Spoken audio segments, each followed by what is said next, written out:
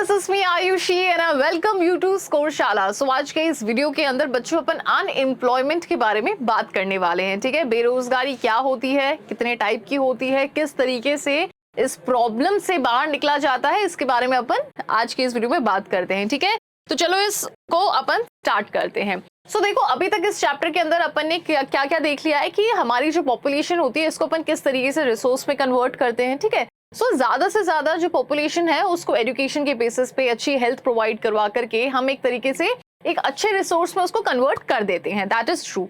लेकिन अभी भी बहुत से ऐसे लोग रहते हैं जो कि किस में कन्वर्ट नहीं हो पाते हैं, एक रिसोर्स के फॉर्म में कन्वर्ट नहीं हो पाते हैं। ठीक है, सो पॉपुलेशन जो कि रिसोर्स नहीं बन पाई है, ठीक है, उन लोगों को अपन क्या बोलते हैं यहां पे, अनएम्प्लॉयड। अब थोड़ा सा इसको कनेक्ट करना, देखो जिन लोगों को अपन एज ए रिसोर्स बना देते हैं, एक तरीके से वो कैपिटल की तरह वर्क करते हैं, असेट की तरह वर्क करते हैं, तो इसका मतलब क्या है कि वो एजुकेटेड हैं, वो हेल्दी हैं, यानी कि वो कुछ ना कुछ किसी ना किसी तरीके की एक्टिविटीज में इन्वॉल्व हैं, चाहे तो प्राइमरी, चाहे सेकेंडरी या चाहे फिर टर्शरी। ठीक है, किसी ना किसी एक्टिविटी में वो क्या है, वो लोग इन्वॉल्व हैं, है ना। यहाँ पे वो क्या कर रहे हैं, कॉन्ट्रीब्यूट कर रहे हैं कंट्री के अंदर। ओके, जैसे कि क्या हो रहा है, इंडिविजुअल ग्रोथ भी हो रही है उनकी, साथ ही साथ उनकी इनकम भी अर्न कर रहे हैं, साथ ही साथ क्या हो रहा है कि कंट्री की जो ग्रोथ है वो भी डे बाय डे बढ़ रही है। ठीक है, अब देखो इसके अलावा बहुत से ऐसे लोग होते हैं जो कि किसी भी एक्टिविटी में इन्वॉल्व नहीं होते हैं, ना ही प्राइमरी में, ना ही सेकेंडरी में, ना ही टर्शरी में। ठीक है, तो वो क्या होते हैं, वो अनएम्प्लॉयड होते हैं। ठीक है, वेल इनफ, इसको अपन समझ गए। अब देखो, सो कुछ लोग ऐसे होते हैं जिनके पास में काम नहीं होता है, उसे अपन ने क्या बोल दिया, अनएम्प्लॉयड बोल दिया। ठीक है, ओके। सो देखो, आप लोग अभी क्या कर रहे हो, आप लोग पढ़ाई कर रहे हो। ठीक है, आप लोग क्या करते हो कि ठीक है, स्कूल जाते हो, घर आते हो, पढ़ाई करते हो, वापस नेक्स्ट डे स्कूल जाते हो, आप किसी भी तरीके का कोई भी काम नहीं कर रहे हो। ठीक है, तो क्या आप भी अनएम्प्लॉयड हैं, क्या आप लोग बेरोजगार हैं? बिल्कुल भी नहीं। सो यहाँ पे देखो थोड़ा सा डिफरेंस जो है ना अनएम्प्लॉयमेंट का, वो डिफरेंस क्या है कि the people who are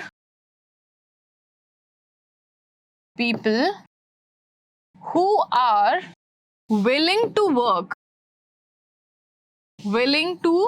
work, जो लोग काम करने के इच्छुक हैं, at the given wages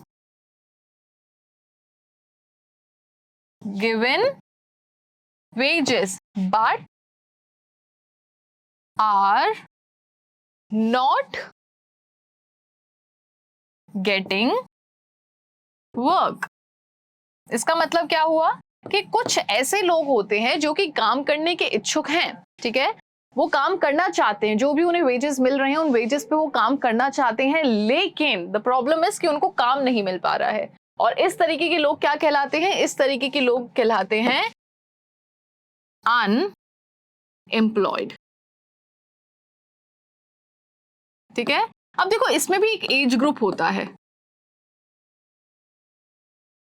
okay, ये जो एज ग्रुप होता है, इस एज ग्रुप के अंदर जो लोग भी काम करना चाहते हैं और जो भी वेजेस उन्हें दिए जा रहे हैं उस वेजेस पे वो काम करने के लिए रेडी हैं, लेकिन हो क्या रहा है, द प्रॉब्लम इज कि यहाँ पे उनको काम नहीं मिल रहा है, तो इन लोगों को अपन अनएम्प्लॉयड के नाम से जानते हैं। ठीक है, और देखो हमारी इकोनॉमी में, इनफैक्ट सभी इकोनॉमी में क्या होता है, बहुत से ऐसे लोग होते हैं जो कि इस क्राइटेरिया के अंदर आते हैं। ठीक है, इंडिया में अनएम्प्लॉयमेंट थोड़ा सा ज्यादा है, हमारी कंट्री में अनएम्प्लॉयमेंट थोड़ा सा ज्यादा है। अब देखो अनएम्प्लॉयमेंट भी जो होता है बच्चों, ये भी थोड़ा सा अलग अलग तरीके का होता है। हमें पता है कि हमारी इकोनॉमी कितने पार्ट्स में डिवाइडेड है, दो पार्ट्स में डिवाइडेड है। एक तरफ होता है रूरल एरिया और दूसरी तरफ होता है अर्बन एरिया। अब देखो, अगर अपन रूरल एरिया की बात करें बच्चों, तो रूरल एरियाज के अंदर अनएम्प्लॉयमेंट दो तरीके का होता है, एक होता है सीजनल और दूसरा होता है डिसगाइज्ड अनएम्प्लॉयमेंट। ठीक है, सो इसको भी अपन एक बार यहाँ पे लिख लेते हैं। Unemployment is of two types. Unemployment is of two types. ठीक है, सबसे पहले अपन यहाँ पे बात करते हैं रूरल एरियाज और इधर अपन बात करेंगे अर्बन एरियाज की। ठीक है, रूरल एरियाज के अंदर भी दो तरीके का होता है, seasonal and the second one is disguised.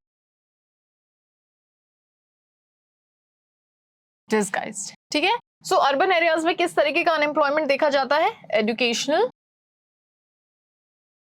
Unemployment.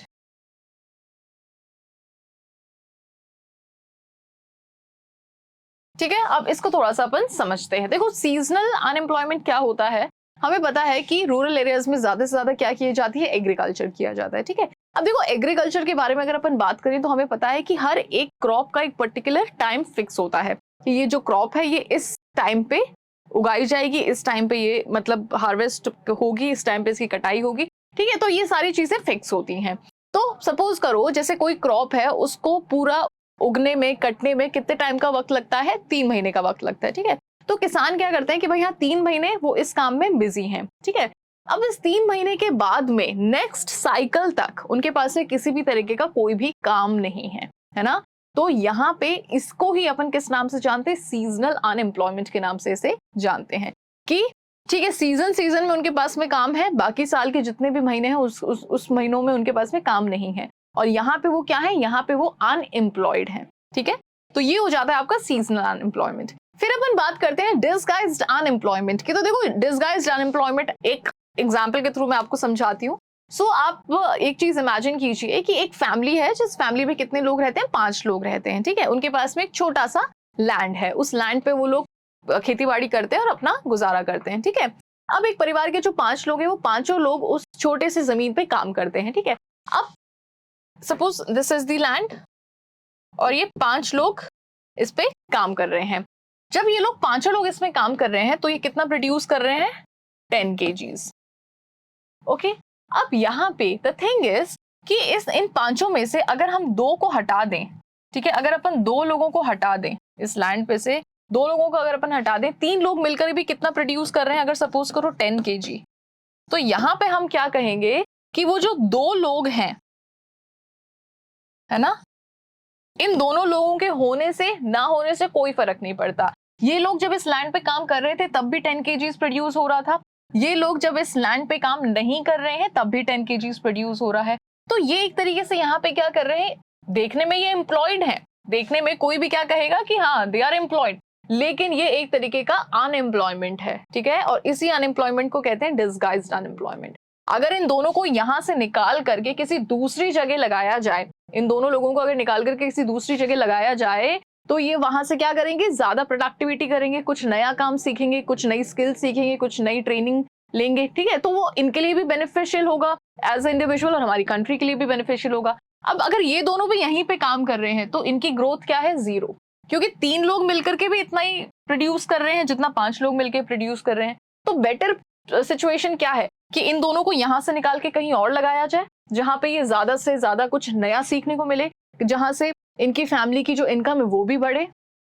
Correct, तो इस तरीके की सिचुएशन को हम डिसगाइज्ड अनएम्प्लॉयमेंट की सिचुएशन कहते हैं। ठीक है, अब यहाँ पे एजुकेशनल अनएम्प्लॉयमेंट को समझो। तो देखो, अर्बन एरियाज में मोस्टली क्या देखा जाता है कि अर्बन एरियाज के अंदर बहुत से स्कूल्स हैं, बहुत से कॉलेजेस हैं, और जो एजुकेशन का जो मेन गोल जो गवर्नमेंट चाहती है वो भी गवर्नमेंट प्रोवाइड करवा रही है कि भाई हाँ ज्यादा से ज्यादा एलिमेंट्री एजुकेशन हम ज्यादा से ज्यादा लोगों को प्रोवाइड करवाएं। दैट इज फाइन, लोगों को ये चीज अचीव भी हो रही है। ठीक है, आज के टाइम में अगर आप लोग भी इस चीज को ऑब्जर्व कर पा रहे होंगे तो क्या होता है कि जैसे हर एक मतलब एक एरिया के अंदर, हर गली के अंदर आजकल स्कूल खुल रहे हैं, है ना, बहुत से कॉलेजेस खुल चुके हैं। लेकिन द थिंग इज कि उन स्कूल्स में जो बच्चे पढ़ते हैं, उन कॉलेजेस में जो बच्चे पढ़ते हैं, उनका एजुकेशन लेवल क्या रहता है? बिल्कुल 0। ठीक है, कहने को they are enrolled into that school, कहने को वो बच्चे जो हैं, वो जो स्टूडेंट्स जो हैं वो उन कॉलेज में, उन स्कूल में एनरोल्ड हैं, लेकिन उनका एजुकेशन क्या है? बिल्कुल 0। और उस एजुकेशन के बेसिस पे उन्हें कहीं पे भी जॉब नहीं मिलती है, पहली चीज तो ये। ठीक है, वो पढ़े लिखे होने के बावजूद उन्हें कहीं पे जब जॉब नहीं मिलती है तो उसको अपन कहते हैं एजुकेशनल अनएम्प्लॉयमेंट। ओके, 2 कंडीशंस हो सकती हैं, या तो उनका जो एजुकेशन है वो बिल्कुल 0 है, ठीक है, दूसरी चीज ये कि उनको कहीं पे जॉब नहीं मिल रहा है, तो दोनों ही चीज है तो सेम ही। ठीक है, और इसी को अपन एजुकेशनल अनएम्प्लॉयमेंट के नाम से जानते हैं। ठीक है, जैसे मोस्टली क्या होता है कि ऐसे छोटे छोटे स्कूल्स में, जैसे आप 3rd क्लास के बच्चे को भी अगर कभी देखें तो बहुत से ऐसे बच्चे होते हैं जिनको लिखना भी नहीं आता, है ना, तो वहां पे वो एनरोल तो हो चुके हैं स्कूल में, लेकिन उनका एजुकेशन पोर्शन क्या है? बिल्कुल 0। वो बड़े होकर के उनके पास में कोई किसी तरीके का नॉलेज नहीं है, तो जिनके पास में नॉलेज नहीं है, जिनके पास में स्किल्स नहीं है, जिनके पास में जो ट्रेन नहीं है लोग, उनको किसी तरीके का कोई भी काम नहीं मिलता है, ठीक है। तो वहां पे अनएम्प्लॉयमेंट क्रिएट होता है और इसी को अपन एजुकेशनल अनएम्प्लॉयमेंट के नाम से जानते हैं, ठीक है। सो आई होप कि अनएम्प्लॉयमेंट क्या होता है ये आप समझ चुके होंगे, कितने टाइप का अनएम्प्लॉयमेंट होता है ये भी आपको समझ में आ गया होगा। सो बच्चों ये ओवरव्यू है आपके आज के इस वीडियो का। अब क्विकली अपन क्या करते हैं, एक बार नोट्स देख लेते हैं जिससे कि आपका ये जो टॉपिक है ये बहुत अच्छे से क्लियर हो जाएगा। ओके, सो अनएम्प्लॉयमेंट क्या होता है? So unemployment is said to exist when people who are willing to work, जब लोग काम करने के इच्छुक हैं, जब लोग काम करना चाहते हैं, एट द प्रिवेलिंग वेजेस, जो भी उन्हें वेज रेट दी जा रही है उस वेज रेट पे, लेकिन द थिंग इज कि उनको जॉब मिलती नहीं है, but they can not find job, ठीक है। तो ऐसी सिचुएशन जहां पे लोग काम करना चाहते हैं, जो भी वेजेस उन्हें मिल रहे हैं उस वेजेस पे, लेकिन द थिंग इज कि उन लोगों को काम नहीं मिल रहा है, they are not finding job. Okay, तो इस तरीके की सिचुएशन को हम किस नाम से जानते हैं? अनएम्प्लॉयमेंट के नाम से। Clear? When we talk of unemployed people, we refer to those in the age of group of 15 to 59 years. जब भी अपन अनएम्प्लॉयड लोगों की बात करते हैं तो देखो अनएम्प्लॉयड लोगों की जो कैटेगरी है उसमें इस एज के लोगों को अपन कंसिडर करते हैं। 15 साल से कम वाले जो बच्चे होते हैं, अब उनको तो अपन कंसिडर कर नहीं सकते क्योंकि वो काम करने के लिए बिल्कुल भी रेडी नहीं है। 59 ईयर्स के बाद वाले जो लोग होते हैं वो क्योंकि उनकी एज हो चुकी है तो वो भी अब काम करेंगे नहीं, तो इस एज के बाद वाले 59 ईयर्स के बाद वाले लोग भी इन पे डिपेंडेंट हैं, 15 ईयर्स से पहले वाले लोग भी इन पे डिपेंडेंट हैं। तो हमारा जो वर्क फोर्स है वो किस एज का होता है? 15 टू 59 ईयर्स की एज का होता है, ठीक है। अगर इस एज ग्रुप में कोई काम नहीं कर पा रहा है, कोई भी व्यक्ति, ठीक है, उसे काम नहीं मिल पा रहा है, तो उसे हम अनएम्प्लॉयड कहते हैं, ठीक है। अनएम्प्लॉयड पर्सन के नाम से उसे अपन जानते हैं। Clear? Children below 15 years of age and the old people above 60 are not considered while counting the number of unemployed. अभी अपन ने यही बात करी कि 15 साल से पहले और 59 इयर्स के बाद में जो भी लोग होते हैं उनको अपन अनएम्प्लॉयड पर्सन के अंदर कंसिडर नहीं करते हैं। Okay, now type of unemployment के बारे में अपन बात कर रहे हैं। सबसे पहला है सीजनल अनएम्प्लॉयमेंट। ये कब अकर होता है? So it occurs when people fail to get work. ये तब अकर होता है जब लोगों को काम नहीं मिलता है। कब? During some month of the year, साल के कुछ महीनों में, that is during off season, जो कि ऑफ सीजन कहलाता है किसान के लिए। Farm labours usually face this kind of problem. अब जो कि लैंड पे खेती बाड़ी में जो भी लेबर्स काम करती है ना, वो अक्सर इस टाइप के अनएम्प्लॉयमेंट के शिकार बनती हैं, ठीक है। वो अक्सर इस तरीके के अनएम्प्लॉयमेंट फेस करते हैं। क्लियर? फिर अपन ने डिस्गाइज्ड अनएम्प्लॉयमेंट की बात करी है।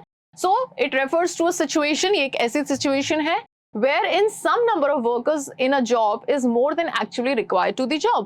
जहां पे जैसे एक जॉब में 3 ही लोगों की जरूरत है लेकिन वहां पे 7 लोग अगर डाल रखे हैं, तो वो जो अनएम्प्लॉयमेंट है वो डिस्गाइज्ड अनएम्प्लॉयमेंट है, ठीक है। जरूरत तो सिर्फ 3 की है तो 7 वहां पे लोग क्या कर रहे हैं? जैसे देखो, अब यहाँ पे इस हल को चलाने के लिए 2 लोग इनफ हैं, लेकिन यहाँ पे हैं कितने? 5 लोग। तो ये जो 3 लोग हैं ये क्या है? ये डिस्गाइज्ड अनएम्प्लॉयड है। ओके, 2 लोगों से ये हल इजीली चल सकता है, ठीक है, लेकिन यहाँ पे ये 5 लोग इकट्ठे होकर के भी वही काम कर रहे हैं जो कि 2 लोग कर सकते हैं। तो एक तरीके से ये क्या है? ये डिस्गाइज्ड अनएम्प्लॉयमेंट है। Alright, so I hope this is clear to you. The extra number of worker is disguisedly unemployed. यहाँ पे जो एक्स्ट्रा नंबर ऑफ वर्कर्स हैं वो क्या है? डिस्गाइज्डली अनएम्प्लॉयड है।